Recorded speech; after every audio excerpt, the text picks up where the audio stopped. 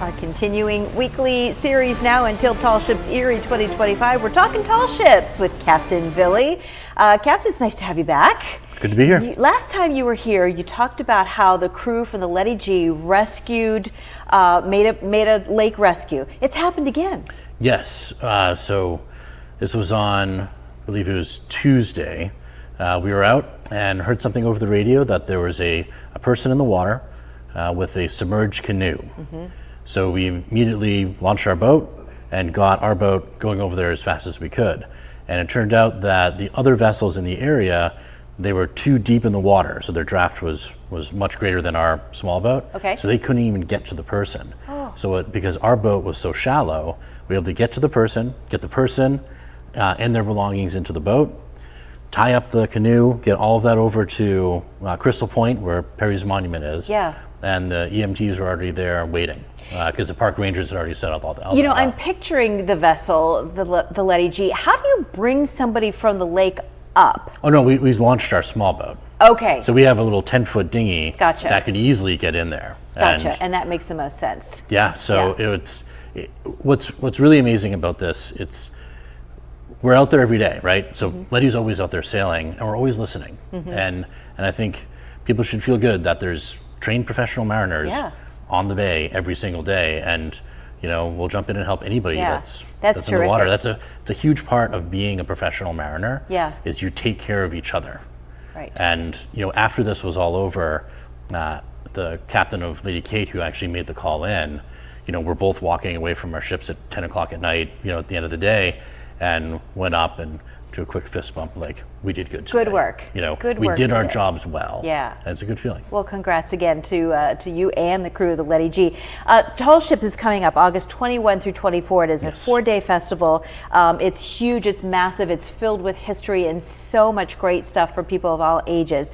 We've got some Canadian ships coming in this year. We do, and I wanted to highlight those ships. So we have Empire Sandy, who's been here the past 2 times.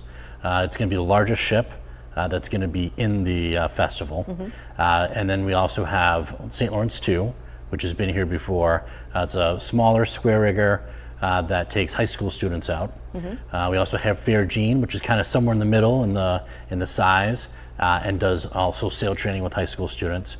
And we really like showing that partnership we have with the Canadian sail training vessels and our Canadian friends. So, with Letty, we went over to Brockville, we went to Toronto, and now the Canadian ships are coming over to be here in Erie. And it just shows that connection that we have through the Great Lakes, across borders. Is the training and the day-to-day duties of a crew, whether it be Canadian, American, are they all pretty much the same? It is. One of the beautiful things about sail training and being on tall ships is that it truly is the ultimate equalizer. Mm-hmm.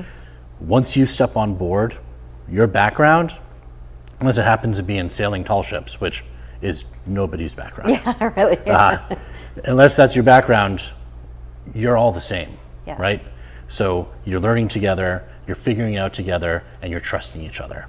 And then even me as captain, I'm putting my trust in this person that is just walking onto a ship for the first time. I have to trust them that they're going to do their jobs and keep me safe. And they have to trust me that I will make the right decisions to keep them safe. Yeah. And it's about being out there on the lake where you don't know what's going to happen next. And that uncertainty, that spontaneity of being on a ship is really what makes sail training truly amazing. Yeah. Tall Ships is such a visual spectacle. Last week when you were on, you were talking about the need for volunteers. Do you have everybody? Is that closed, or can people still reach out to volunteer? We still need more. Okay. And I was actually really happy. We got 90 signed up right away. Terrific. And that, I think, was all mostly to being right here on the Blue Couch. Well, that's fantastic. That's why we're here. We're here to help.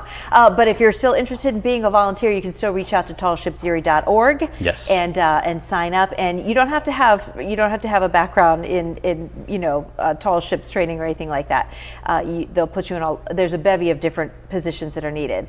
But again, it is August 21st through the 24th. Thursday will be that big the Parade of Sail, which is so spectacular. Yeah. So what are we talking about next week? Have you decided yet, or should we keep it a secret? So I want to announce a couple more ships, and then I want to go through some of our sponsors, because this community, is so lucky to have wonderful sponsors for all the events that happen. Absolutely. And I want to highlight some of these sponsors that have been with us really since we started doing this again in 2010. Yeah, great. We'll do that next week. Thanks, Sounds Captain. good. It's great to see you today.